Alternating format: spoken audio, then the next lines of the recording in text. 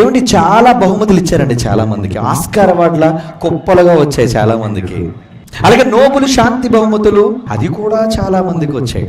అలాగే మన దేశంలో పద్మభూషణులు, పరమవీర చక్రలు ఎన్నో ఎన్నో ఎన్నో ఎంతో మందికి ఎన్నో వచ్చాయి. కానీ ఎప్పటికీ ఎవ్వరికి ఇవ్వని ఒకరికే దక్కిన ఒకే ఒక బిరుదు ఏంటో తెలుసాదండి? ఒకే ఒక పురస్కారం ఏంటో తెలుసా? శకపురుషుడు అనే పురస్కారం యేసుకు తప్ప ప్రపంచంలో ఎవరికైనా ఇచ్చారేమో ఒక్కరిని చూపించో, ఒక్కరిని. నా యేసుకే ఇచ్చారని గర్వంగా చెప్పుకున్నాను నేను. ఈ సమాజం అంతా గతి లేక దిక్కు లేక నా యేసు పాదాల దగ్గరకు వచ్చి పడింది, నువ్వే మాకు శరణ్యమని. కాలాన్ని లెక్క కట్టడానికి బాబు నువ్వే మాకు మధ్యవర్తివి కావాలి. Because he's a hero. Hero లోకమంత శక పురుషుడని ఒప్పుకున్నది. లెజెండర్ ఎవరో కాదండి, Jesus is the real legend in the history. Universal hero, universal legend in the history of mankind is one and only Jesus Christ. కాలచక్ర ప్రారంభకుడు యేసుక్రీస్తు. కాలచక్ర ప్రారంభకుడు. అందుకే క్రీస్తు పూర్వం అన్నారు, క్రీస్తు శకం అన్నారు. నీకు చేతనైతే చరిత్ర మార్చుకో. ఒకళ్ళు నువ్వు వెళితే నువ్వు చరిత్ర మేలో చరిత్రహీనుడు అయిపోతావు. నువ్వు వేల సంవత్సరాలుగా జరుగుతున్న చరిత్రను నువ్వే డబ్బాగాడు వచ్చి చరిపెత్తావా చరిత్రనే? ఎన్ని గుండెలురా నీకు యేసు ప్రభువుని అనడానికి.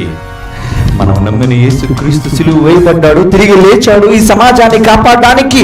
మృత్యువును గెలిచిన మహనీయుడుగా వన్ అండ్ ఓన్లీగా నిలిచాడు ఈ సమాజంలో. వన్ అండ్ ఓన్లీ ఒక్కడే, ఆయన ఒక్కడే.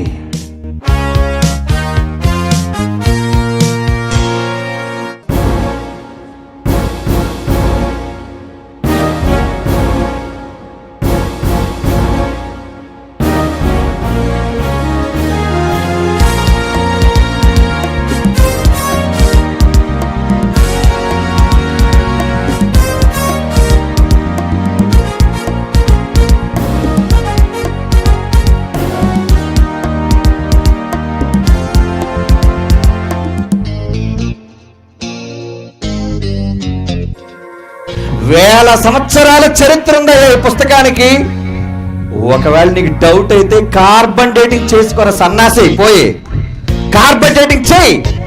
చరిత్రకారులు రాసిన పుస్తకాలు ముందటవో బైబిల్ ముందడుతో కార్బన్ డేటింగ్ చేయి. వెళ్ళు, ప్రాచీన ప్రతులు ఉన్నాయి, బైబిల్ యొక్క ప్రాచీన ప్రతులు. అవి ఎన్ని వందల వేల సంవత్సరాల క్రితం రాయబడ్డాయో చదువు, వాటిని పరిశీలించు వాటిని. అప్పుడు తెలుస్తుంది బైబిల్ ఎంత నిజమైన నిర్ధారించి నిజమైన దైవ గ్రంథం అని. ఎవరండి యేసుకు ఎదురొడ్డే వాళ్ళు? అన్ని చేయాలనుకుంటున్నారు పాపం. యేసుక్రీస్తు ఎలాగైనా నొక్కేయాలి. బాంబులట్టాడు ఆయన, నొక్కే కొద్ది పేలు ఎక్కువైపోతుంది నీకు. నిన్న కాక మొన్న పుట్టిన లిల్లీ పుట్టు లాంటి వాళ్ళు మీరంతా మహావేద గ్రంథమైన బైబిల్ని ఏదో చేసేద్దామనే. రే, అది మీ అలలో కూడా జరగని పని. మనం నమ్మిన పవిత్ర మూర్తి అయిన యేసు స్వామి సిలువ వేయబడి సమాధి చేయబడి తిరిగి లేచి పాపుల కొరకు తన ప్రాణాన్ని బలిగా అర్పించి సర్వమానవాళిని రక్షించాడు అన్న నిజాన్ని సమాజానికి చెప్పడానికేనండి. ఎందరో క్రీస్తు విరోధులైన వాళ్ళ మాటలు మా చెవిని పడినప్పుడు భరించలేక నా అన్న అనరాని మాటలు అంటున్నప్పుడు, నన్న పవిత్ర మూర్తి ఆయన అబద్ధికుడు కాడు, నా తండ్రి గొప్పవాడు అని చెప్పాలన్న ఆకాంక్షే తప్పితే మరొక చెడ్డ ఉద్దేశం ఎవరిపైన లేదు ప్రియులారా. యేసు గొప్ప దేవుడు, ఆయనే ఈ లోక రక్షకుడు. నీవు స్వర్గానికి వెళ్ళాలి అంటే నువ్వు చేరవలసింది యేసు క్రీస్తుని అని మీరు తెలుసుకోవాలి. నా యేసు దగ్గరికి వస్తేనే నీకు విముక్తి, ముక్తి, నీ ఆత్మకు విశ్రాంతి. లేదా భయంకరమైన అగ్నిగుండం నీ కోసం ఎదురు చూస్తుందని మర్చిపోకండి. కనుక ప్రియులారా, క్రీస్తు విరోధులు తప్పుడు మాటలు నమ్మి మీరు మోసపోకండి, మీ విశ్వాసాన్ని చెరుపుకోకండి. యేసు నిజమైన దేవుడు, బైబిల్ నిజమైన దైవ గ్రంథం.